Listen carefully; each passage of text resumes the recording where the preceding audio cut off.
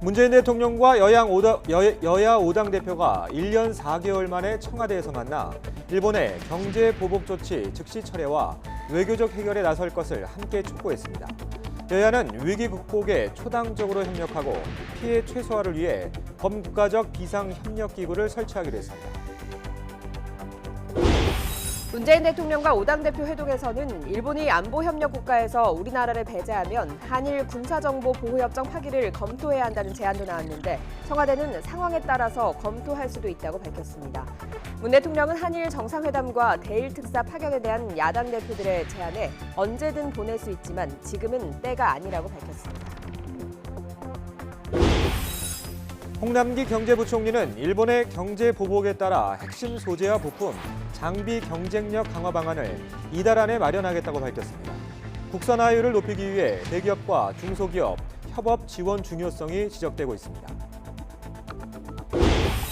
5호 태풍 다나스가 주말 제주도 북쪽 해상을 통과해서 전남 남해안에 상륙할 것으로 보입니다. 남해안과 제주도에 이미 많은 비가 내리면서 제주에는 호우경보가 내려졌는데 장마전선과 태풍이 합쳐지면서 내일까지 500에서 700mm의 물폭탄이 쏟아지겠습니다. 경찰이 불법 리베이트 혐의로 유명 의료기기 업체를 압수수색했습니다. 병원 10여 곳과 대학 교수 20여 명이 연루된 것으로 보고 혐의 입증에 수사력을 모으고 있습니다. YTN이 단독 취재했습니다. 경찰이 불법 리베이트 혐의로 압수수색한 의료기기 업체는 유명 대학병원 의사들이 가족 골프여행 항공비나 유흥비까지 수백만 원씩 건넨 정황이 고발장에 낱낱이 담겼습니다. 언급된 당사자들은 의혹을 강하게 부인했고 해당 업체도 고발 내용이 허위라고 반박했습니다. 여러분 안녕하십니까? 7월 19일 금요일 굿모닝 YTN 시작합니다. 문재인 대통령과 여야 5당 대표들이 1년 4개월 만에 청와대에서 만났습니다. 일본의 경제 보복 조치와 관련해 4개 항에 이르는 공동 발표문을 도출했습니다. 일본의 보복 조치를 즉시 철회하라고 촉구하고 범국가적인 대응을 위해서 비상협력기구를 설치하기로 했습니다. 발표 내용을 들어보겠습니다. 일본의 수출 규제 조치는 자유무역 질서에 위배되는 부당한 경제 보복이며 한일 양국의 우호적, 상호 호혜적 관계를 심각하게 훼손하는 조치라는데 정부와 여야는 인식을 같이 한다. 일본 정부는 경제 보복 조치를 즉시 철회하고 화이트리스트 배제 등의 추가적 조치는 한일 관계 및 동북아 안보 협력을 위협한다는 것임을 분명히 인식하여 외교적 해결에 나설 것을 촉구한다.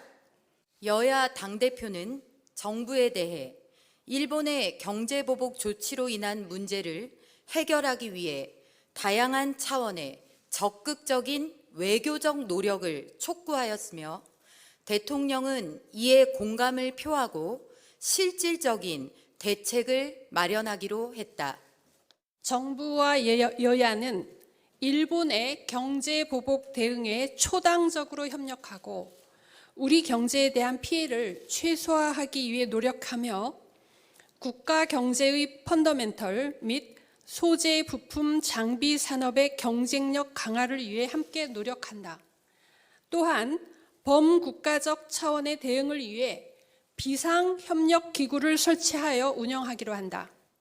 정부는 여야와 함께 일본의 경제 보복에 따른 위기를 극복하기 위한 소통과 통합을 위해 노력한다.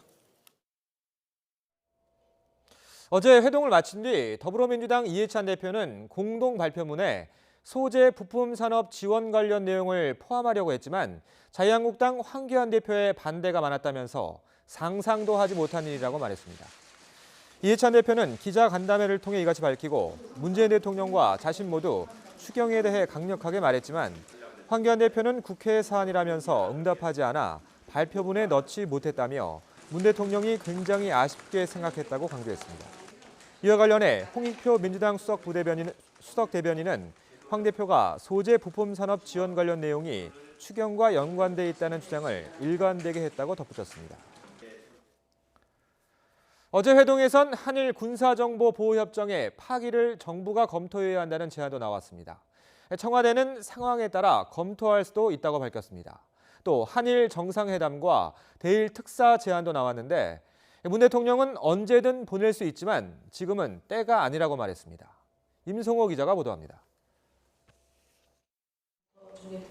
정의당 심상정 대표는 모두 발언에서 일본이 안보협력 국가에서 우리나라를 배제하면 일본에 군사 정보를 줘서는 안 된다고 주장했습니다.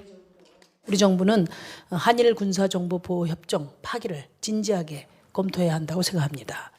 한국과 안보협력을 하지 않겠다는 일본에 어떻게 군사정보를 제공할 수 있나, 이런 반문을 하지 않을 수 없습니다.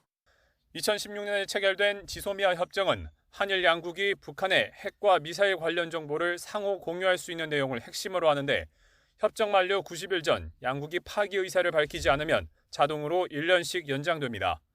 다음 달 23일이 만료 3개월 전 시점인데 그 전에 일본에 파기를 통보해야 한다는 뜻입니다. 한일 군사정보보호협정 지소미아는 일본이 이달 말 우리나라를 백색 국가에서 제외하는 등 추가 보복에 나설 경우 영향을 받을 수 있는 핵심 안보 사안으로 꼽혀왔습니다. 이와 관련해 정의용 국가안보실장은 지소미아 협정을 지금은 유지하겠다는 입장을 갖고 있으나 상황에 따라 재검토할 수 있다고 밝혔습니다. 경우에 따라서 한미일 안보 협력에 타격을 줄 수 있는 사안인데 청와대는 원론적인 언급이었다고 해명했습니다. 문재인 대통령은 또 야당 대표들의 대일 특사 파견 제안에 대해서는 아직 때가 아니라고 답했습니다. 일본의 전문성과 권위가 있는 특사를 파견하여 현안 해결에 물꼬를 터주십시오. 이낙연 총리 같은 분을 생각해 볼 수 있을 것입니다. 언제든 가능하지만 무조건 보낸다고 되는 건 아니라며 협상 끝에 해결 방법으로 논해져야 한다고 말했습니다. 이번 한일 갈등의 직접 원인이 된 강제징용 배상 문제에 대해서 문 대통령은 한일 간 위안부 합의를 예로 들면서 피해자의 수용 가능성과 국민의 공감대가 있어야지 정부 간 합의로 끝낼 일이 아니라고 강조했습니다. YTN 임성호입니다. 일본이 강제징용 배상 판결과 관련해 제3국 중재위를 구성하자며 일방적으로 우리 측에 통보한 답변 시한이 어제였습니다. 우리 정부는 이미 거부 입장을 밝힌 상태로 일본 측 대응이 주목되는데 일본 정부가 곧 담화를 내놓을 거란 전망이 나오고 있습니다. 도쿄에서 황보현 특파원이 전해왔습니다. 강제징용 배상 판결과 관련해 중재위원회를 구성하자는 요청에 대해 우리 정부가 분명한 거부 입장을 밝혔지만 일본 정부는 기다리겠다고 말했습니다. 韓国側からですね、仲裁に応じないとの回答があったという事実はありません。 그러면서 일본이 일방적으로 정한 시한을 마치 협정에 명기된 의무사항처럼 거론했습니다. 韓国政府は協定上定められた期限である7月18日深夜24時まででありますけれども、これまでに仲裁に応じる協定上の義務を負っているわけであります。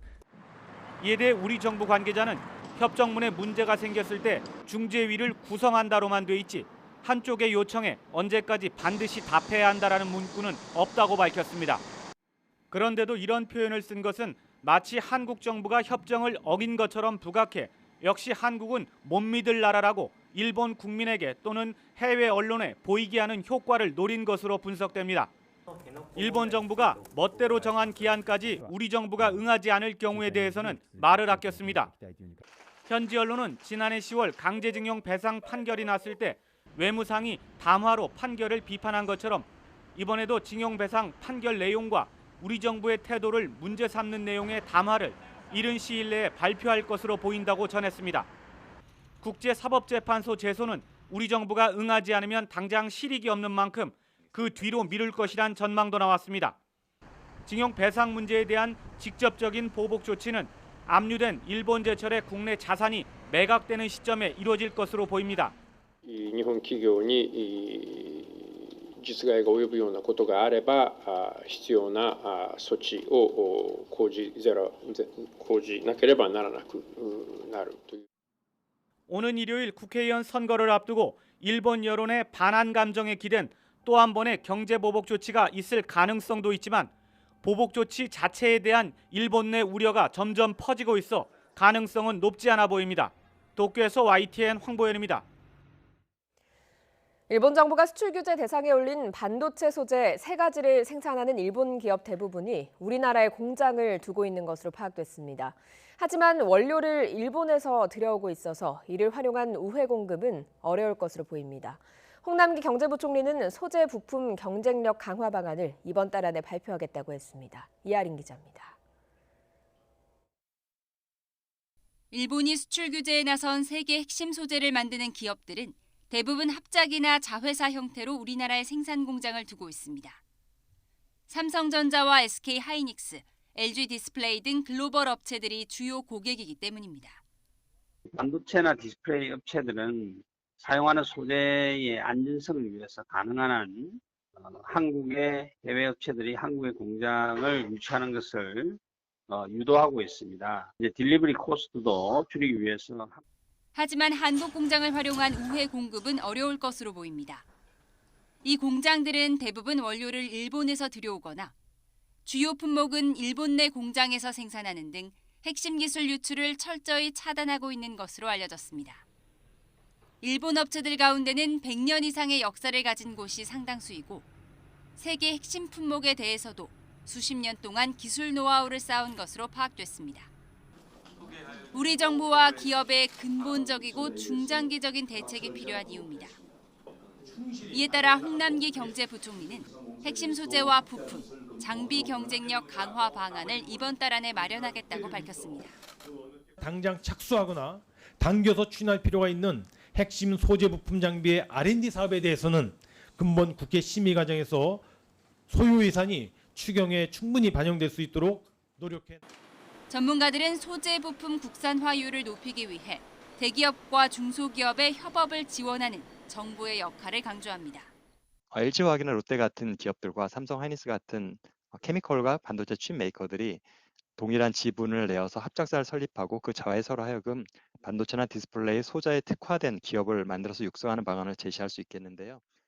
핵심 소재 국산화에 따른 세액공제 혜택이나 일감 몰아주기 방지 등 각종 규제를 한시적으로 풀어주는 것도 산업 자립도를 강화하기 위해 필요하다는 지적이 나옵니다. YTN 이하린입니다. 우리 국민들 사이에서 일본 제품 불매 운동이 확산하고 있죠. 일본 경제 보복의 부당성을 세계인에게 직접 알리기 위한 민간 차원의 움직임도 잇따르고 있습니다. 김다연 기자가 보도합니다. 일본의 경제 보복 조치 직후 사이버 외교 사절단 반크가 올린 동영상입니다. 7분짜리 영상엔 우길기가 일본 제국주의의 상징인 이유를 자세히 설명하고 있습니다. 전 세계인에게 알리기 위해 영어 자막도 꼼꼼하게 만들었습니다. 일본 사람들이 좀 그거에 대해서 이제 심리적으로 위축됐는지 몰라도 끊임없이 잘못되었다고 영상에 문제가 있다고 막 올리는 거예요. 일본 정부가 반발하고 나선 강제징용 배상 판결의 의미를 제대로 알리기 위해 한 유튜버가 만든 영상입니다. 특별히 일본어 자막까지 달았습니다. 15년간 일본에 체류했던 제작자는 평범한 일본인 친구들에게 올바른 역사관을 심어주고 싶었다고 말합니다. 일본인과 세계 사람들이 올바른 정보를 보기 위해 영어 자막과 일본어 자막으로 영상을 올렸습니다. 보다 조직적으로 홍보에 나설 이른바 역사 외교 대사도 모집되고 있습니다. 300명의 역사 외교 대사들은 1인당 5명의 외국인 친구에게 일본 보복 조치의 부당성을 알릴 편지를 보낼 예정입니다.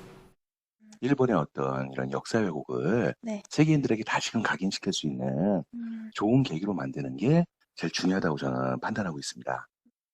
주말에는 옛 일본 대사관 앞에서 시민단체 연합이 주도하는 대규모 촛불 집회가 열립니다.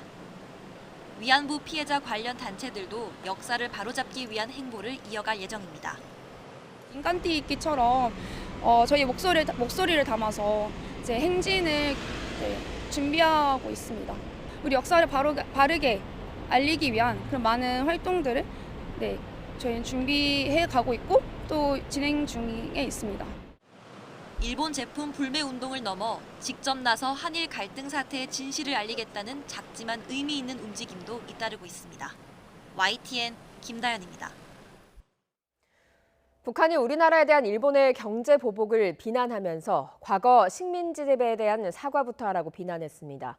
조선중앙통신은 우리 민족에게 씻지 못할 죄악을 저지르고도 사죄와 배상은커녕 망언을 일삼고 천만부당한 경제 보복까지 감행하는 파렴치한 일본의 행위가 온 결의 격분을 자아내고 있다고 지적했습니다. 그러면서 일본이 과거 청산을 회피하고 있을 뿐 아니라 한반도 정세 악화와 대결을 부추기면서 어부지리를 얻어왔다며 일본은 피고석에 있는 처지를 똑바로 알고 과거 청산부터 하라고 주문했습니다. 일본 경제산업성이 우리나라에 대한 수출 규제와 관련해서 금수 조치가 아니라고 주장하면서 군사 전용 우려가 없다는 점이 확인되면 신속하게 수출 허가를 내줄 방침이라고 밝혔다고 NHK가 보도했습니다. 앞서 일본은 지난 4일 한국에 대한 수출 규제 조치를 단행해서 기업이 수출할 때 계약 사안별로 경제산업성에 신청해서 허가를 받도록 했습니다.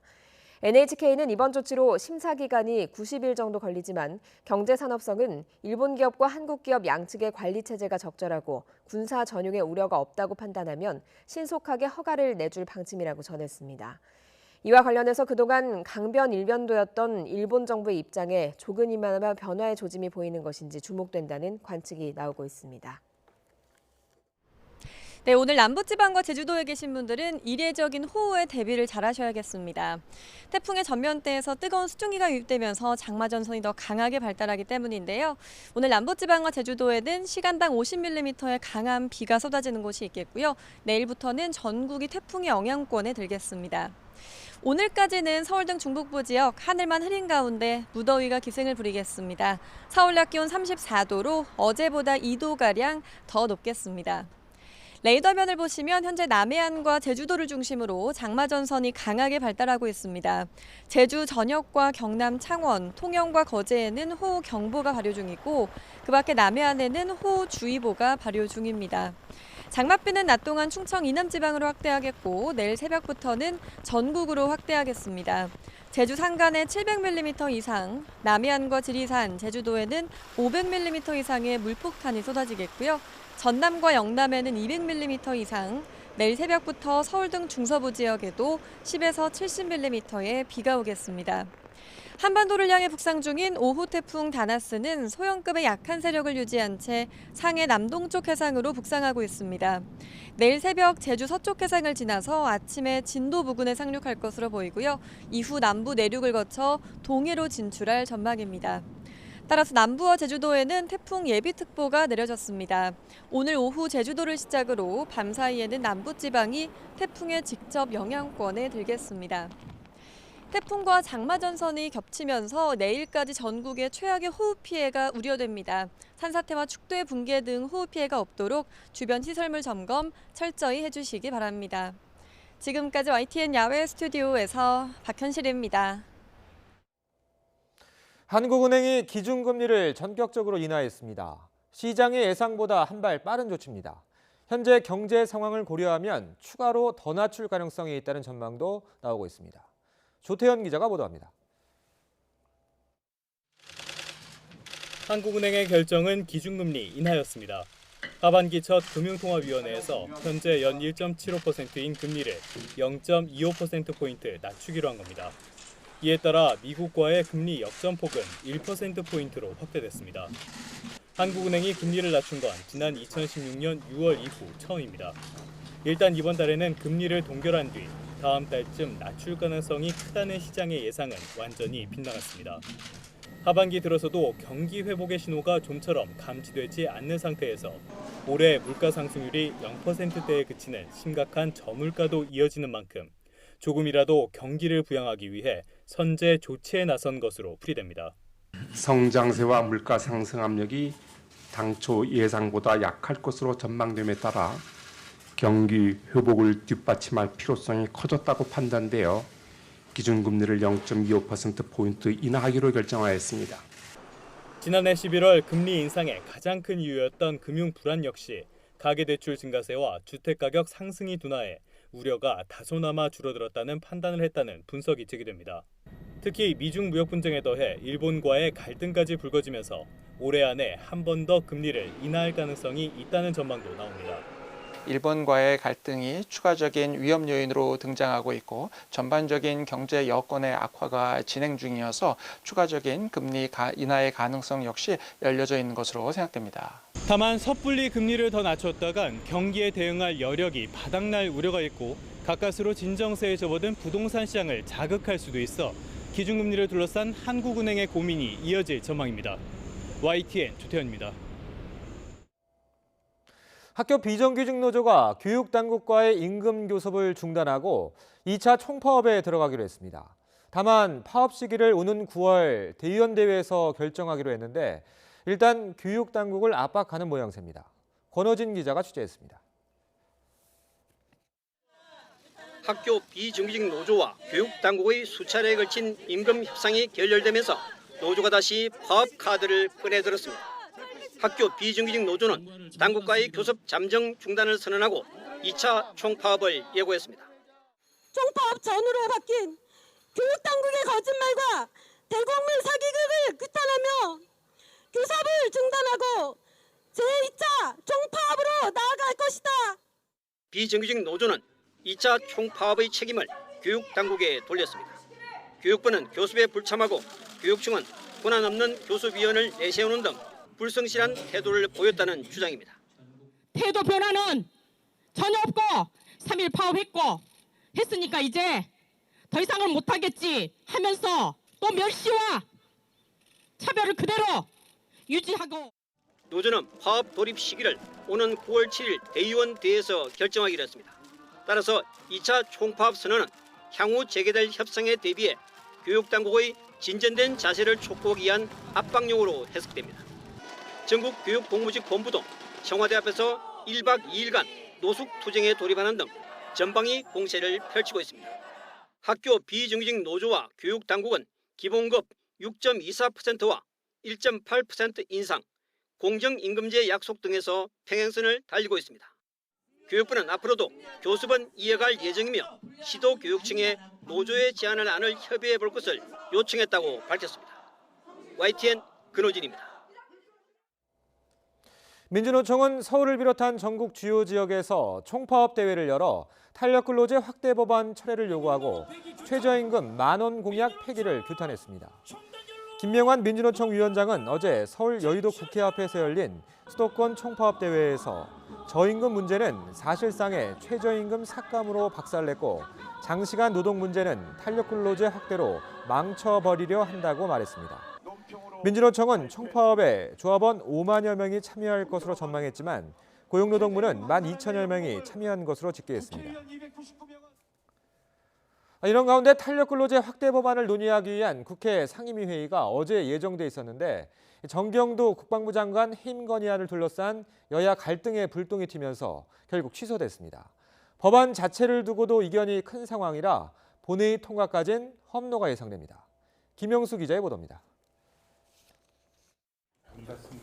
유연근로제 확대에 대한 노사 의견을 듣기 위한 간담회는 의욕적으로 시작됐습니다. 근로기준법상 유연근로제 확대에 대한 노동계와 경영계의 의견을 듣기 위하여 마련되었습니다.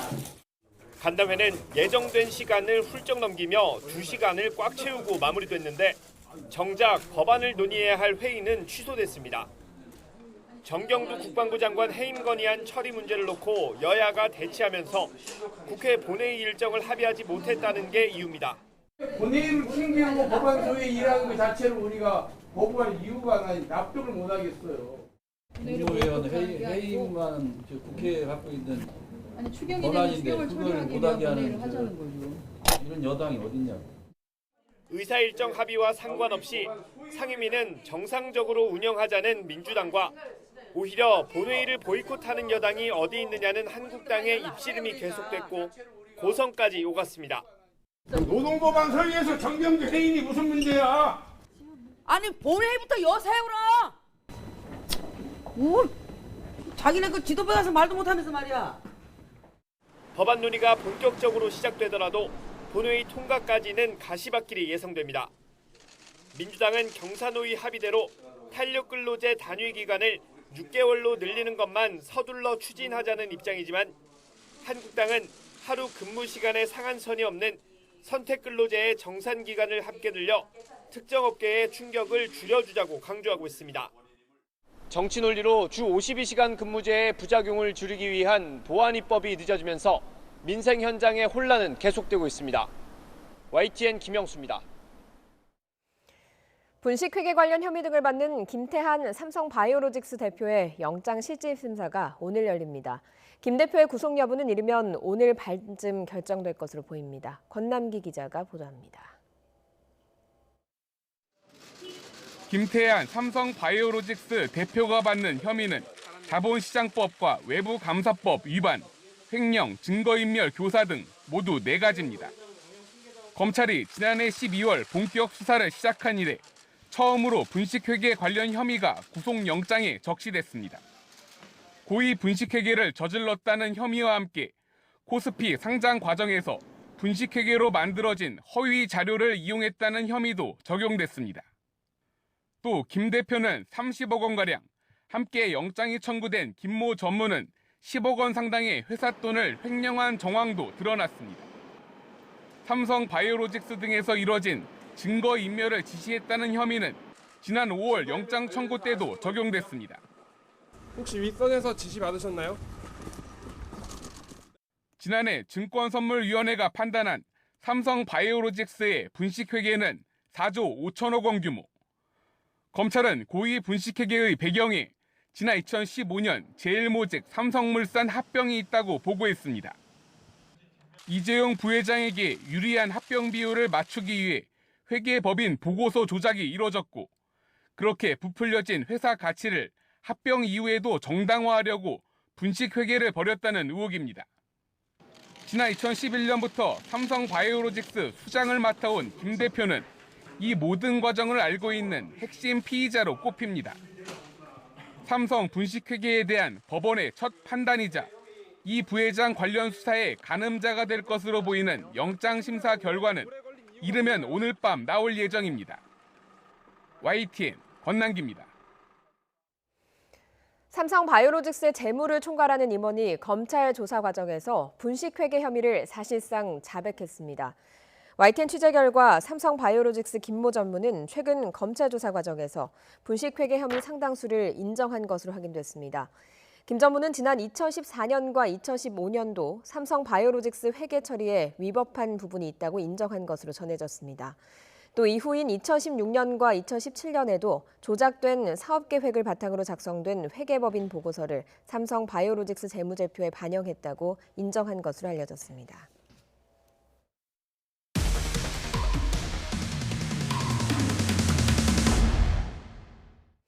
국내 유명 의료기기 업체가 대형 병원 교수들에게 불법 리베이트를 제공했다는 의혹이 제기돼 경찰이 압수수색을 벌였습니다.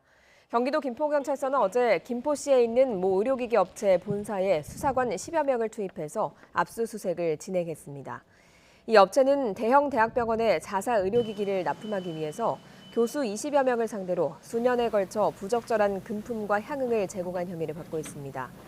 해당 업체는 90년도 중반에 설립된 의료기기 제조업체로 인체에 삽입하는 비혈관용 스텐트 부문에서는 국내 시장 점유율 1위로 알려졌습니다. YTN은 이 업체에 대한 고발장을 확보했습니다. 유명 대학병원 의사들이 가족 골프 여행 항공비나 유흥업소 비용까지 수백만 원씩을 받은 정황이 낱낱이 담겼습니다. 김태민 기자의 단독 보도입니다.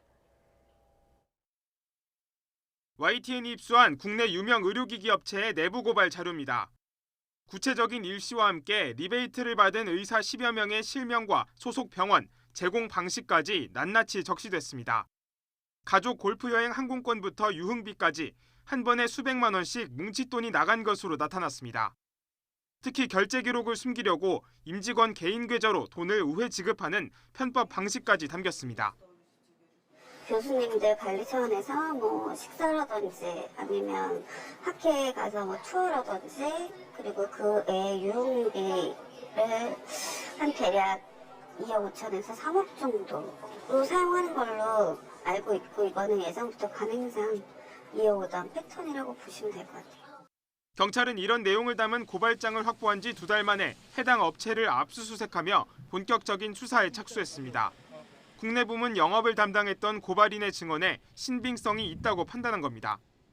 이에 따라 사내 자금 흐름을 규명할 자료 확보와 분석에 주력하고 있습니다. 하지만 고발장에 언급된 당사자들은 관련 의혹을 완강히 부인하고 있습니다. 혹시나 뭐 그런 분들이 양해해서 저희한테 도움을 주시면 좋겠습니다.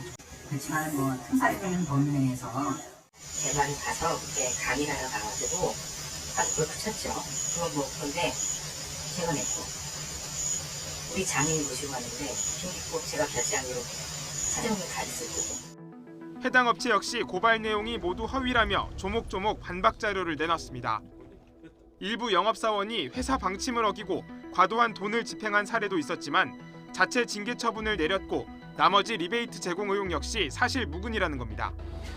오히려 악의적 음해와 협박에 대해서 법적 절차를 준비하고 있다고 설명했습니다. 이에 따라 경찰은 확보한 자료 분석을 마치는 대로 고발 대상자들을 차례로 불러 사실관계를 따져볼 방침입니다. YTN 김태민입니다. 문재인 대통령이 5당 대표와의 회동에서 추가 경정 예산안 처리를 부탁했지만 자유한국당 황교안 대표는 묵묵부답으로 대응해 결국 6월 임시국회 내 처리는 안 될 것으로 보입니다. 특히 일본 경제 보복에 대응해 소재, 부품, 장비 산업을 법률적, 제도적으로 지원하자는 제안에도 반대했습니다. 5호 태풍 다나스가 주말 제주도 북쪽 해상을 통과해서 전남 남해안에 상륙할 것으로 보입니다. 남해안과 제주도에 이미 많은 비가 내리면서 제주에는 호우경보가 내려졌는데 장마전선과 태풍이 합쳐지면서 내일까지 500에서 700mm의 물폭탄이 쏟아지겠습니다. 분식회계 관련 혐의를 받는 김태한 삼성바이오로직스 대표와 함께 재물을 총괄해온 인물로 꼽히는 김모 전무에 대해서도 구속영장이 청구됐는데 혐의를 상당 부분 인정한 것으로 전해졌습니다. 삼성 임원이 분식회계 혐의를 인정한 사실이 알려진 건 이번이 처음입니다. 일본식 요리나 육수를 만들 때 쓰는 가다랑어포와 고등어포 등 일부 제품에서 발암물질인 벤조피렌이 검출됐습니다. 해당 제품은 모두 판매 중단됐습니다. 문재인 대통령과 여야 5당 대표들이 어제 1년 4개월 만에 청와대에서 만났습니다. 일본을 겨냥해 경제 보복 조치 철회와 외교적인 해결에 나설 것을 함께 촉구했습니다. 범국가적인 비상협력기구 설치도 합의했습니다. 김도원 기자가 보도합니다. 문재인 대통령과 여야 5당 대표가 일본의 수출 제한 조치 대책을 논의하기 위해 1년 4개월 만에 마주 앉았습니다. 문 대통령은 일본의 조치에 대해 초당적으로 공동 대응하는 모습을 보여주자며 발언을 시작했습니다. 지금 가장 시급하고 이렇게 중요한 일은 일본의 수출 제한 조치에 대해서 당장 우리가 어떻게 대응할 것이며 야당 대표들은 한 목소리로 일본을 규탄했지만 문 대통령에게도 쓴소리를 했습니다. 황교안 자유한국당 대표는 정부가 대책 없이 국민 감정에 호소하고 있다며 외교 안보 라인 경지를 요구했습니다. 외교 라인 누구도 일본 경제 보복을 예측하지 못한 것 같습니다. 또 문제가 발생한 뒤에도 허둥지둥 대책을 제대로 잘 만들지 못하고 있다고 하는 지적들이 많습니다. 예정 시간을 1시간이나 훌쩍 넘겨 3시간 동안 진행된 회동 뒤 4개 항목으로 이뤄진 공동 발표문이 나왔습니다.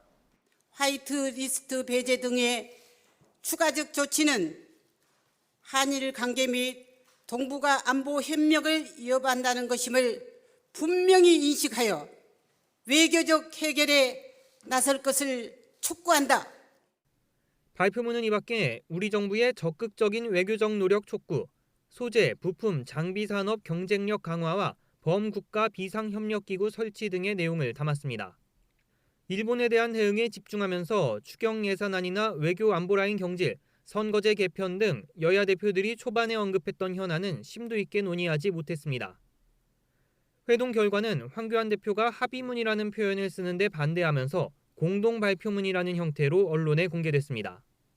청와대는 이번 회동 자체만으로도 큰 도움이 될 뿐 아니라 합의된 메시지의 중요성에 대해서도 5당 대표들이 공감했다며 많은 성과를 거뒀다고 자평했습니다. YTN 김도원입니다. 오늘은 6월 임시국회 마지막 날입니다. 이를 의식해 문 대통령은 어제 청와대 회동에서 모두 발언부터 추경안 처리를 부탁했습니다. 하지만 자유한국당 황교안 대표는 묵묵부답으로 대응했습니다. 결국 처리가 불발될 것으로 보입니다. 최기성 기자가 보도합니다. 여야 5당 대표와 청와대에서 만난 문재인 대통령은 추가 경정 예산안이 시기를 놓치지 않도록 중심 의제로 논의하자고 제안했습니다.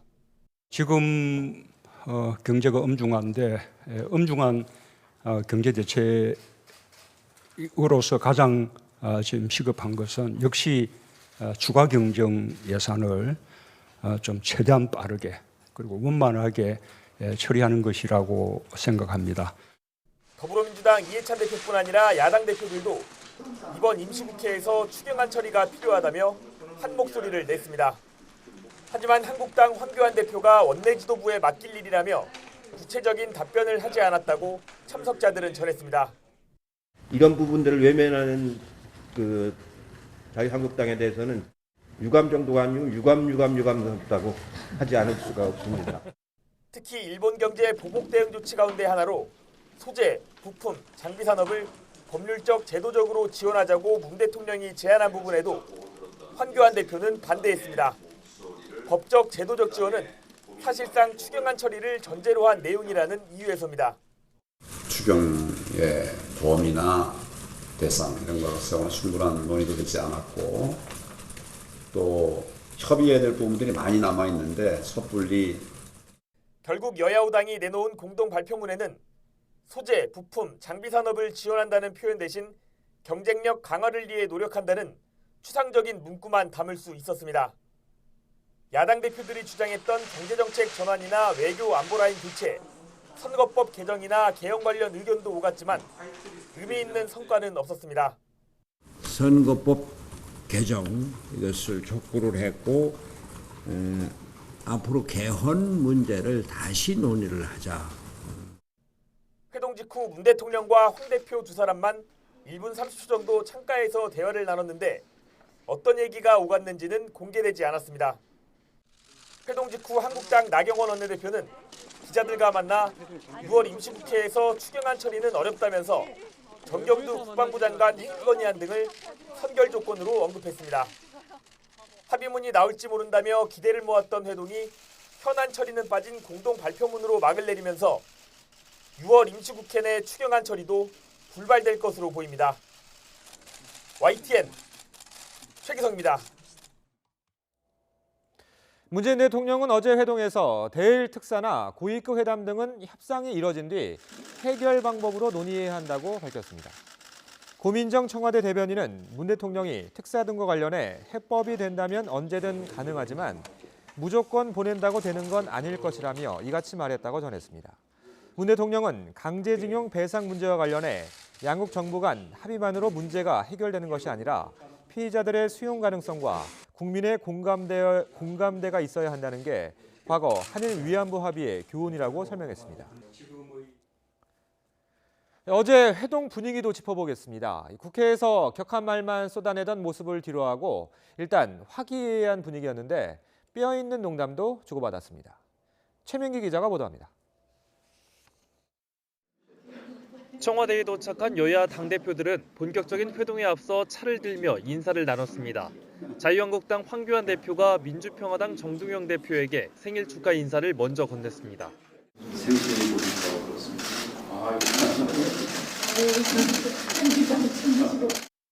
한국당과 날카로운 각을 세워온 정의당 심상정 대표에게도 당선을 축하한다며 말을 붙였습니다. 세 번째 대표를 축하드립니다. 심상정 대표가 틀린 부분을 정정하자 다시 짧은 정적이 흐릅니다. 여당과 제1야당 대표로서 평소 날선 발언만 주고받던 이해찬 대표와 황교안 대표도 어색한 분위기 속에 짧은 대화를 이어갑니다.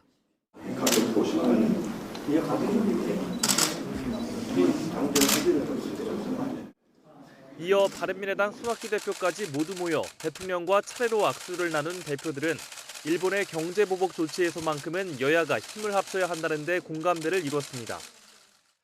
여의도에는 정쟁이 있지만 지금 우리 국민 앞에 또 지금 이 자리에는 애국의 길이냐 매국의 길이냐 두 가지 길밖에 없다고 생각합니다. 1년 4개월 만에 이뤄진 청와대 회동. 극한 대립만 이어가던 5당 대표들이 일본의 경제보복 조치에 맞서 오랜만에 대통령과 머리를 맞댄 자리였습니다. YTN 최민기입니다. 일본의 추가 수출 규제 가능성이 높아지면서 우리 재계 전반에 긴장감이 감돌고 있습니다. 재계 수장들도 저마다 목소리를 높이고 있습니다. 최하영 기자가 보도합니다. 밥 짓는 데 집중해야 하는데 밥그릇 갖고 싸우는 모양이다. 박용만 대한상의회장은 최근 SNS에 일본은 정부 부처 간 공동으로 보복해오는데 우리는 비난하기 바쁘다며 이같이 지적했습니다. 제주에서 열린 포럼에서도 갑론을박할 때가 아니라 기업들이 대통령이 대처하도록 도와야 할 때라며 다시 목소리를 높였습니다. 우리 모두가 범국가적인 사안으로 생각하고 여야 그리고 정부와 국회 나아가 민과 관이 함께 머리를 맞대고 차분하고 치밀하게 대처를 해나갔으면 좋겠습니다. 허창수 GS그룹 회장 역시 임원 모임을 열고 철저한 위험 관리가 필요하다며 일본 수출 규제 장기전 대비를 주문했습니다. 일본이 추가 규제를 예고한 시점이 다가오면서 수출 우대국인 화이트리스트 제외 가능성에 재계가 바짝 긴장하고 있습니다. 현실화할 경우 1,100여 개 품목이 규제 대상에 올라 수소, 자동차와 배터리 등 첨단 산업에 타격이 불가피하기 때문입니다. 그러면서 이재용 삼성전자 부회장과 김동섭 SK 하이닉스 사장, 신동빈 롯데그룹 회장에 이어 정의선 현대차 수석 부회장도 일본을 찾았습니다. 대한양궁협회장 자격으로 도쿄올림픽 테스트 이벤트에 참석하는 게 주 목적이지만 자동차 부품과 소재 수급에 대한 현지 공급망을 점검할 가능성이 나옵니다. 일본의 수출 규제 장기화와 추가 조치 가능성까지 예고되면서 재계 긴장도 높아지는 가운데 총수들 움직임도 분주해지고 있습니다. YTN 최아영입니다. 조국 청와대 민정수석은 일본의 경제 보복 조치와 관련해서 대한민국의 의사와 무관하게 경제 전쟁이 발발했다며 이런 상황에서 중요한 건 진보냐 보수냐가 아니고 애국이냐 이적이냐라고 밝혔습니다. 조국 수석은 어제 페이스북에 올린 글에서 문재인 대통령은 경제 전쟁의 최고 통수권자로 혼신의 힘을 다하고 있고 전쟁 속에서도 협상은 진행되기 마련이며 최대한 이른 시간에 종전을 해야 하지만 전쟁은 전쟁이라면서 이같이 주장했습니다. 조 수석은 박용만 대한상의 회장이 지금은 갑론을박을 할 시기가 아니라 최선을 다해서 문 대통령을 도울 때라는 취지로 발언한 기자회견 기사를 소개하면서 박용만 대한상의 회장을 존경해야 한다고 적었습니다. 보수 성향의 일본 방송 후지TV가 심각하게 나빠진 한일 관계를 해결하기 위해서 문재인 대통령의 탄핵만이 해법이라는 내용을 보도해서 파문이 일고 있습니다. 후지TV가 유튜브에 공개한 영상에서 논설위원인 히라이 후미오는 한국 재계 인사로부터 이제 문 대통령은 사임할 수밖에 없다는 얘기를 들었다고 전했습니다. 오늘 새벽 3시 20분쯤 서울 종로구 일본 대사관 건물 앞 차량에서 불이 나 70대 운전자가 온몸에 3도 화상을 입고 병원으로 옮겨졌습니다. 이 남성은 불이 나기 전 일본 대사관에 차를 몰고 돌진하려다 경찰에 제지당한 것으로 알려졌습니다. 차 안에서는 휘발유와 부탄가스 등 인화성 물질이 발견됐습니다. 트럼프 미국 대통령이 탈북자를 만나서 북한의 종교 자유 문제를 제기하겠다고 밝혔습니다. 하지만 미국 정부의 연례 종교 자유 행사에서 나온 고위 인사들의 대북 압박 수위는 낮아졌습니다. 워싱턴에서 김희준 특파원이 보도합니다. 세계 각국의 종교 탄압 피해자들을 백악관으로 초청한 트럼프 대통령. 27명 가운데 탈북자 출신 주일용 씨도 자리했습니다. 고모네 가족이 정치범 수용소에 있고 북한 당국이 종교 탄압을 자행해왔다는 주 씨 증언에 Just because my aunt father-in-law was a Christian and my cousin's whole family were executed because of their sharing gospel. 트럼프 대통령은 북한 종교 자유 문제를 제기하겠다고 화답했습니다. North Korea I'll bring that up. I understand exactly what you're saying. I'll bring it up. 미 국무부가 지난 16일부터 사흘간 연 연례 종교 자유 증진 장관급의 행사 계기에서입니다. 펜스 부통령은 이 행사 연설에서 북한 인권 문제를 거론했습니다. 다만 북한 비핵화를 추진 중이라며 비판 수위는 조절했습니다. As President Trump continues to pursue the denuclearization of North Korea and a lasting peace, the United States will continue to stand for the freedom of religion. 폼페오 국무장관은 중국의 종교 탄압 문제를 강력히 성토했습니다. 반면 북한 문제는 크게 부각하지 않았습니다. 북한을 18년째 종교 자유 우려국으로 지정하고 인권 문제로 압박해온 미국이지만 북미 실무협상 재개를 앞두고 북한을 덜 자극하려 한 것이 아니냐는 관측이 나옵니다. 워싱턴에서 YTN 김희준입니다. 현재 남해안과 제주도에 강한 장맛비가 쏟아지고 있습니다. 태풍 전면에 수증기가 유입되면서 장마 전선이 강하게 발달해 있기 때문인데요. 남해안과 제주도에 천둥과 번개를 동반해서 시간당 20에서 50mm 정도의 세찬 비가 내리고 있습니다. 현재 제주도와 창원, 통영, 거제에 호우경보가 내려져 있고 그 밖에 남해안 지역에 호우주의보가 내려져 있습니다. 오늘 장맛비는 충청 지역까지 확대되겠고요. 주말인 내일은 태풍 다나스가 북상하면서 전국에 강한 비바람이 불겠습니다. 오늘과 내일 제주 산간에 700mm 이상, 남해안과 지리산, 제주도에 500mm 이상의 물폭탄이 쏟아지겠습니다. 영동과 남부 지역에 50에서 150mm, 서울 등 중서부 지역에도 최고 70mm의 많은 비가 오겠습니다. 현재 5호 태풍 다나스는 약한 소형급의 세력을 유지한 채 상해 남동쪽 해상으로 북상하고 있습니다. 내일 새벽에 서귀포 서쪽 해상을 바짝 지나가겠고요. 내일 아침 진도를 통과해서 낮 동안 남부 내륙 지역을 관통하겠습니다. 이후 내일 밤 포항을 지나 동해상으로 진출하겠습니다. 태풍 예비특보도 내려졌습니다. 제주와 남부 지역, 해상에도 태풍주의보가 점차 발효될 것으로 보이는데요. 이번 태풍은 이례적으로 많은 비를 동반할 것으로 보입니다. 저지대 침수, 산사태 등의 호우 피해가 우려되니까요. 미리 주변 시설물 점검을 잘해두시기 바랍니다. 날씨 정보였습니다. 한국은행이 기준금리 인하와 함께 올해 경제 성장률 전망치도 기존 2.5%에서 2.2%로 대폭 낮췄습니다. 수출과 투자 부진에 일본과의 갈등 영향까지 일부 반영되면서 조정폭이 예상보다 컸습니다. 백종규 기자의 보도입니다. 올해 경제 성장률 전망치의 하향 조정은 어느 정도 예견된 결과였습니다. 하지만 조정폭은 예상보다 더 컸습니다. 0.1에서 0.2%포인트를 낮출 것이란 전망이 많았지만 한국은행은 0.3%포인트나 낮춘 2.2%를 올해 성장률로 제시했습니다.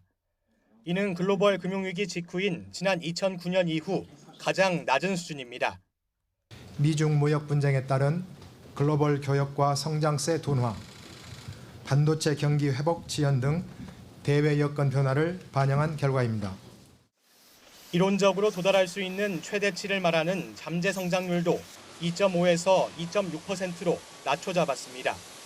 우리 경제가 잠재 성장률에서 크게 벗어나지 않는 성장세를 이어나갈 것이라는 표현도 의결문에서 사라졌습니다.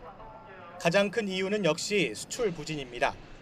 미중 무역 분쟁에 따른 영향으로 중국으로의 수출이 크게 줄었고 반도체값 하락도 이어지고 있습니다. 특히 최근 일본과의 갈등까지 불거지면서 수출 전망이 어두운 게 사실입니다. 여기에 민간 소비는 물론이고 설비와 건설 투자 부진 역시 좀처럼 개선될 조짐이 없는 상태입니다. 올해 성장률 전망치에는 일본 수출 규제에 따른 악영향과 추가 경정 예산안의 긍정적인 효과도 일부 반영됐습니다. 무역 갈등이 정치적 요인으로 인해서 더욱 심화되거나 장기화될 가능성이 커지고 있음을 감안하면 한국은행이 이번에 제시한 경제성장률 전망치 역시도 달성하지 못하거나 더더욱 낮아질 가능성이 있는 것으로 판단이 됩니다. 한국은행은 미중 무역 분쟁이 더 심화하고 일본의 수출 규제마저 길어진다면 반도체 생산에 차질이 생길 수 있다고 보고 내년 경제성장률 전망치도 기존 2.6%에서 2.5%로 하향 조정했습니다. YTN 백종규입니다. 삼성 바이오로직스 김태한 대표가 4조 5천억 원대 분식회계에 관여한 혐의 등으로 다시 구속 갈림길에 섭니다. 서울중앙지방법원은 오늘 오전 10시 반 자본시장법 위반 등의 혐의를 받는 김 대표와 김모 전무, 신모 상무 등 임원 3명의 구속영장 심사를 진행합니다. 김 대표 등은 지난 2015년 말 삼성바이오가 자회사 삼성바이오에피스에 대해 회계 처리 기준을 바꿔 장부상 회사 가치를 4조 5천억 원가량 부풀리는 데 관여한 혐의를 받고 있습니다. 검찰은 김태한 대표와 함께 삼성바이오의 재물을 총괄해온 김모 전무에 대해서도 구속영장을 청구했습니다. 그런데 김 전무가 검찰 조사 과정에서 분식회계 혐의를 상당 부분 인정한 것으로 전해졌습니다. 박기환 기자의 단독 보도입니다. 지난해 5월에 열린 삼성 바이오로직스의 긴급 기자회견. 회사의 주요 인사들이 나서 분식회계 혐의가 인정된다는 금융감독원의 특별 감리 결과를 정면으로 반박했습니다. 당시 기자회견에 참석했던 김모 전무는 지난 2014년부터 경영자원혁신센터장을 맡아 재무와 인사를 총괄한 인물로 꼽힙니다. 최근에는 분식회계 수사와 관련해 여러 차례 검찰 조사를 받았는데 이 과정에서 혐의를 사실상 인정한 것으로 전해졌습니다. 김 전무는 삼성 바이오로직스의 자회사 바이오에피스의 가치를 재평가하던 지난 2014년도와 2015년도 위법한 회계 처리가 있었다고 인정한 것으로 알려졌습니다. 또 이후 2016년과 2017년에는 회계법인에 아예 조작된 자료를 건네는 수법으로 재무제표가 조작됐다는 내용 역시 자백한 것으로 전해졌습니다. 당시 바이오에피스 콜옵션 평가를 맡은 한영회계법인에 최종 보고서를 삼성이 원하는 수치에 맞춰줄 것을 요구했고 이를 위해 삼성 바이오로직스가 바이오에피스의 사업 계획서를 직접 조작해 한영 측에 건넸다는 겁니다. 보고서 작성에 관여한 한영회계법인 관계자들 역시 삼성 측의 요구에 따라 수치를 맞춰 나갔고 조작한 사업 계획서를 보고서에 반영한 것도 삼성 측과 협의한 결과라고 털어놓은 것으로 알려졌습니다. 검찰은 이렇게 조작된 한영회계법인의 보고서가 삼성 바이오로직스의 재무제표에 반영되는 등 통합 삼성물산 출범 이후에도 분식회계가 계속 이루어진 것으로 보고 수사를 확대하고 있습니다. YTN 박기환입니다. 일본식 요리나 육수를 만들 때 가다랑어포나 고등어포 많이 사용하시죠. 일부 제품에서 발암 물질이 검출됐습니다. 나무 연기를 반복해서 쪼이는 과정을 거치면서 발생한 것으로 보이는데 해당 제품은 모두 판매 중단됐습니다. 홍선기 기자입니다. 타코야끼 같은 일식 요리에 고명으로 올리거나 각종 국물을 내는 데 사용되는 훈제 건조 어육, 가다랑어와 고등어, 눈퉁멸 등 다양한 생선에 고온의 나무 연기를 반복해 쪼이고 건조해 만듭니다. 그런데 시중에서 유통되는 일부 제품에서 발암물질인 벤조피렌이 검출된 것으로 나타났습니다. 한국소비자원 조사 결과 온라인에서 판매된 4개 제품에서 국내 허용 기준을 1.5배에서 3배 초과한 벤조피렌이 나왔습니다. 3개 제품은 일본에서 수입된 제품이었습니다. 벤조피렌은 화석연료 등의 불완전 연소 과정에서 생성되는 물질로 인체에 축적되면 각종 암을 유발하고 돌연변이를 일으킬 수 있습니다. 훈연 과정에서 생선이 타거나 그름이 제대로 제거되지 않았기 때문으로 보입니다. 훈연을 반복하는 제조 공정을 거치기 때문에 벤조피렌 등의 다환 방향족 탄화수소류가 과다 생성이 될 수 있고 가열하지 않고 고명령으로 직접 섭취하는 식품군이기 때문에 안전관리를 보다 강화할 필요가 있습니다. 소비자원은 문제가 된 제품은 판매가 중단된 상태로 제품을 구매한 경우 업체에서 교환, 환불받을 수 있다고 밝혔습니다. 또 훈제 가공 어육은 변질 우려가 있는 만큼 개봉 뒤에는 밀봉해 냉장 보관하라고 당부했습니다. YTN 홍선기입니다. 대형 제약업체인 대웅제약이 국내 보톡스 시장 1위 업체인 메디톡스와 보톡스 균주 도용 문제를 놓고 2년 반 넘게 공방을 펼치고 있습니다. 균주 출처를 규명하기 위한 과학적 검사 가운데 하나인 포자 감정이 이달에 시작해서 그 결과가 주목됩니다. 김승재 기자입니다. 지난 2014년 4월 출시된 대웅제약의 보툴리눔 톡신, 즉 보톡스 제제 나보타입니다. 2년 반 뒤인 2016년 11월 국내 1위 보톡스 제제 생산업체 메디톡스사는 나보타가 자사의 보톡스 제제 메디톡신의 균주를 훔쳐 만든 것이라고 발표했습니다. 균주와 그 제조 기술 정보가 부당하게 저희 전직 직원을 통해서 유출되었고 그것이 대웅제약에 건너갔고 대웅제약이 국내에서는 나보타, 미국에서는 주보 등 톡신 제제 생산에 부당하게 사용하고 있다는 주장. 대웅제약은 자연 상태에서 확보한 균주로 생산했다며 강력 반발했고 이후 양측은 한국과 미국에서 관련 소송을 진행해오고 있습니다. 그런데 균주의 출처를 밝히는 데 중요한 단서가 될 포자 검증이 지난 4일부터 시작돼 주목됩니다. 검증 결과는 이달 중 나오지만 비공개입니다. 자연 상태의 균주는 포자를 형성하지만 메디톡신 균주처럼 실험실에서 개량된 균주는 포자를 형성하지 않기 때문에 검증 결과에 따라 양사의 희비가 엇갈릴 전망입니다. 국내 민사소송에서 포자 감정을 통해 명백한 진실이 밝혀질 것으로 확신합니다. 대웅제약은 자체 특허 공정을 통해 미국 FDA 허가를 받은 보툴린 톡신 제품으로 세계 제약 시장에서 한국 제품의 우수성을 알려나갈 계획입니다. 포자 검증 외에도 두 균주의 염기 서열 정보도 중요합니다. 동일 균주라면 염기 서열에서도 동일성이 확인될 것이기 때문입니다. 소장이 접수된 미국의 국제무역위원회 ITC에서는 양사 균주의 과학적 정보를 토대로 최종 판결을 내리게 됩니다. 그 결과에 따라 어느 한쪽은 신뢰도 추락과 배상 등 치명타를 입을 것이 분명함에 따라 사활을 건 소송전을 펼치고 있습니다. YTN 김승재입니다.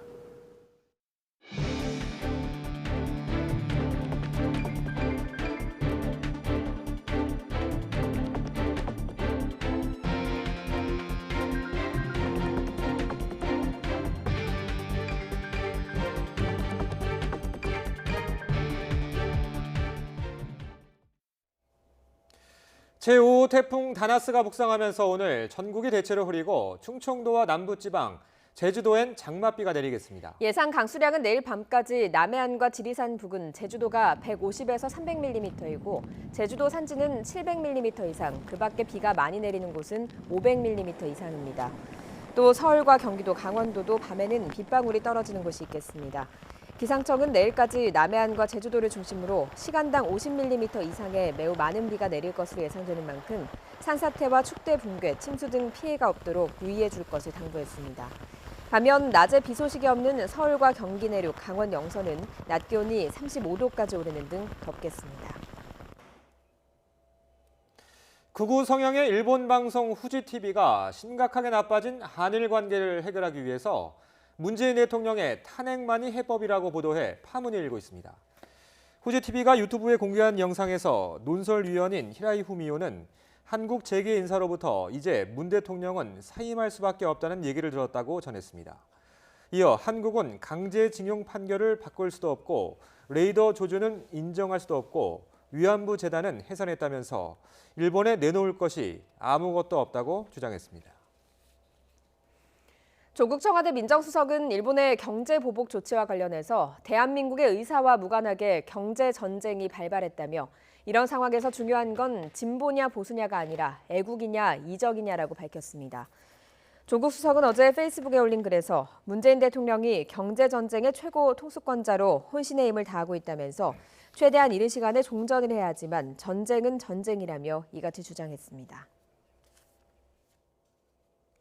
오늘 새벽 3시 20분쯤 서울 종로구 일본 대사관이 있는 건물 앞 차량에서 불이 났습니다. 이 불로 70대 운전자가 온몸에 3도 화상을 입고 병원으로 옮겨졌습니다. 이 남성은 불이 나기 전 일본 대사관에 차를 몰고 돌진하려다 경찰에 제지를 당한 것으로 알려졌습니다. 경찰과 소방당국은 차량 안에서 휘발유와 부탄가스 등 인화성 물질이 발견된 점을 토대로 정확한 사고 원인을 조사하고 있습니다. 1층에 기둥만 있는 형태의 필로티 건물에서 발생한 화재가 올해 들어 급증하고 있습니다. 서울시 소방재난본부에 따르면 올해 서울에서 발생한 필로티 건물 화재는 지난달 말 기준 11건으로 지난해 전체 발생 건수 14건에 육박했습니다. 전문가들은 필로티 구조의 건물은 1층 현관문을 일반 유리문이 아니라 방화문으로 설치해야 한다고 강조하고 있습니다. 필로티 건물이 왜 화재에 취약한지 직접 들어보시죠. 필로티 구조의 주차장은 외부로 통하기 때문에 산소 유입이 굉장히 용이합니다. 그래서 화재가 발생했을 때는 그 화재 확산이 급속도로 되기 때문에 다른 데보다 밀폐되어 있는 공간보다 더 빨리 화재가 확산된다는 그 점이 있고요. 주차장이기 때문에 건물 전체로 확산되는 게 아주 순식간에 될 수 있는 그런 상황이 되겠습니다. 바른미래당 정운천 의원이 상상고의 자사고 재지정 취소에 동의하지 않는다는 요구서를 여야 의원 151명의 서명을 받아 교육부에 전달했다고 밝혔습니다. 상산고가 자신의 지역구에 있는 정 의원은 유은혜 교육부 장관에게 보낸 요구서에서 전북교육청이 자사고 평가의 원래 목적은 무시한 채 불공정하게 평가했다고 지적했습니다. 세계보건기구 WHO가 아프리카 콩고 민주공화국에서 발생한 에볼라 바이러스를 국제적 보건 비상사태로 선포했습니다. WHO가 보건 비상사태를 선포하면 해당 전염병 발생 국가의 교역, 여행 등을 자제하라는 권고가 각국에 전달되고 국제적 의료 대응 체계가 꾸려집니다. 이는 가장 심각한 전염병의 경우에 사용하는 규정으로 WHO가 이같이 선포한 건 5번째입니다.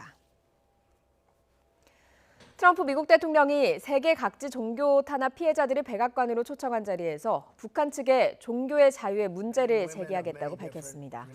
트럼프 대통령은 백악관 집무실에서 북한 출신 주일용 씨 등 17개국 27명과 만나서 이 자리에 모인 여러분들은 모두 신앙으로 인해 엄청나게 고통을 받았다며 이렇게 말했습니다.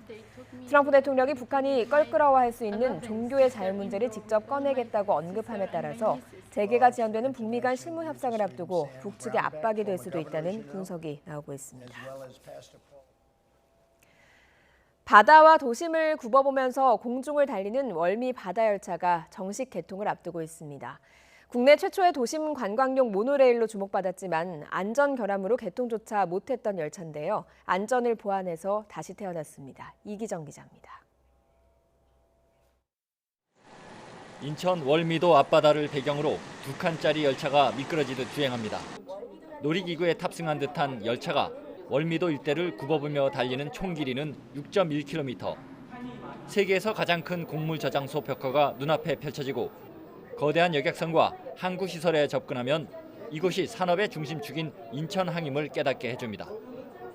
유서 깊은 차이나타운과 관광객이 모여드는 문화의 거리를 내려다보면서 관광 명소에 대한 안내 방송을 듣다 보면 어느덧 35분의 탑승이 짧게만 느껴집니다.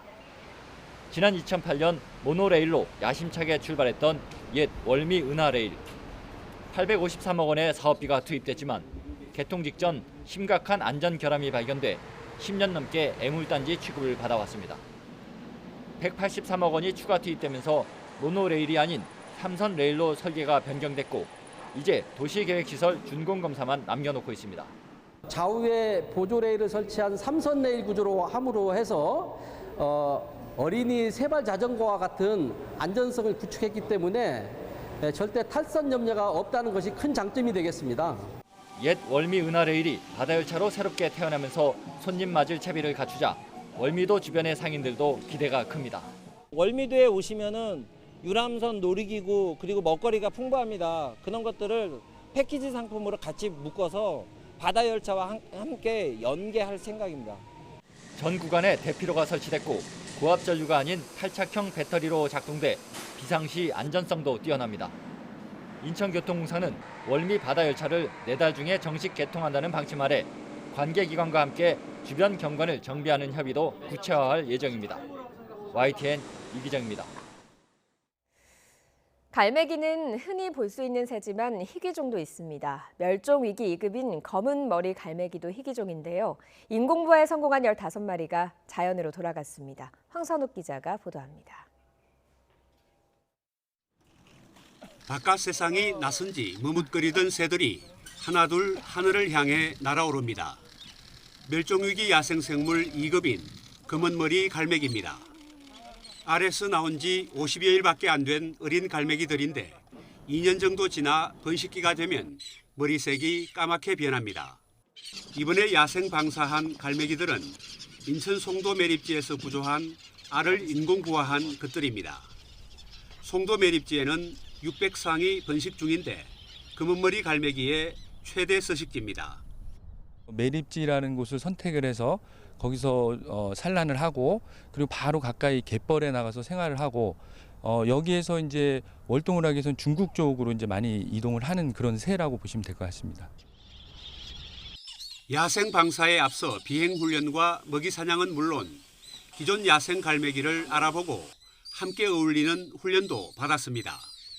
지난 5월 국립생태원이 40개의 알을 구조했지만 200여 개 둥지의 많은 알들은 이미 너구리와 까치 등에 잡아먹힌 뒤였습니다. 포식자의 위협에다 서식지인 갯벌이 사라지면서 검은머리 갈매기 개체수는 전 세계 14,000여 마리에 불과합니다. 국립생태원은 위치 추적기와 가락지를 통해 서식지 이용 현황과 이동 경로, 생존율 등을 분석해 검은머리 갈매기 복원 연구에 활용할 계획입니다. YTN 황순욱입니다.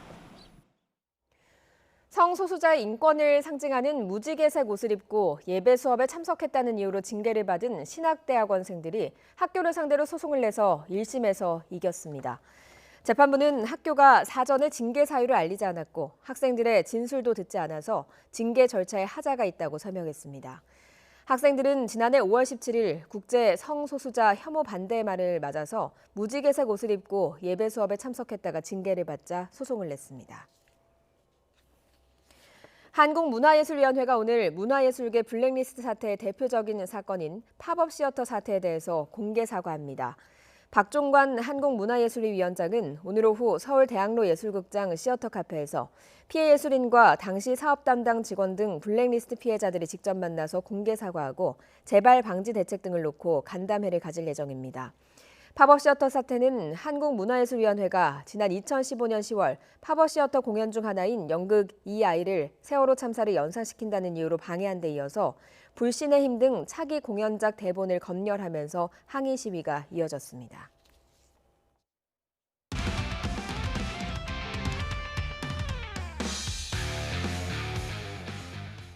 스포츠 뉴스입니다. 프로야구 LG의 내야수 오지환이 천당과 지옥을 오갔습니다.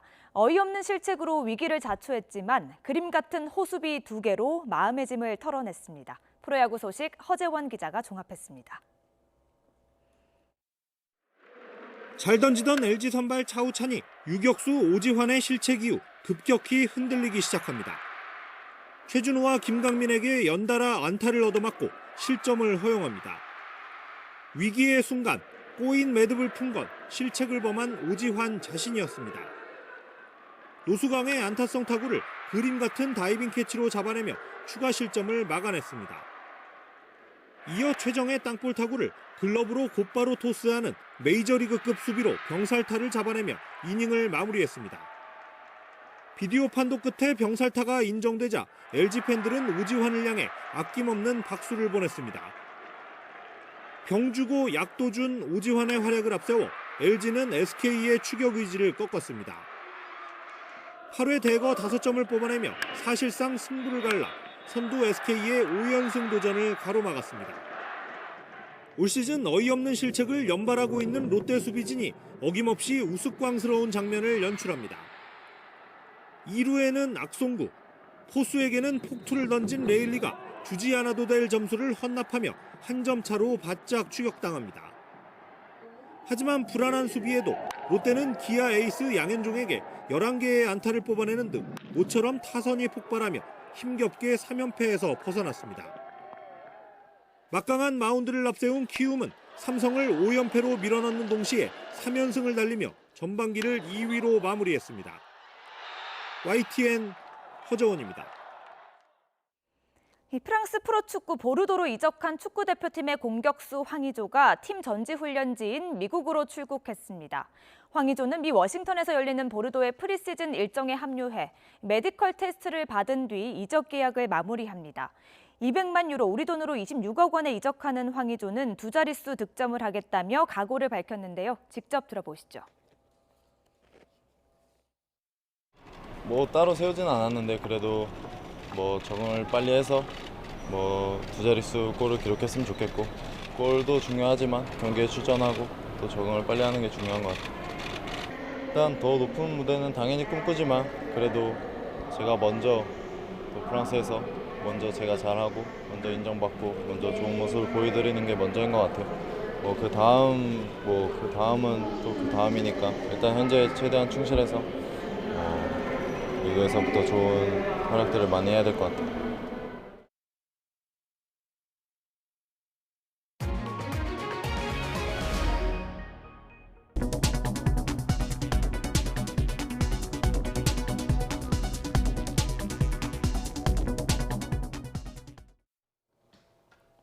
오늘 출근길 서울 등 중북부 지역은 하늘에 구름만 가득하지만 남해안과 제주도에 강한 장맛비가 쏟아지고 있습니다.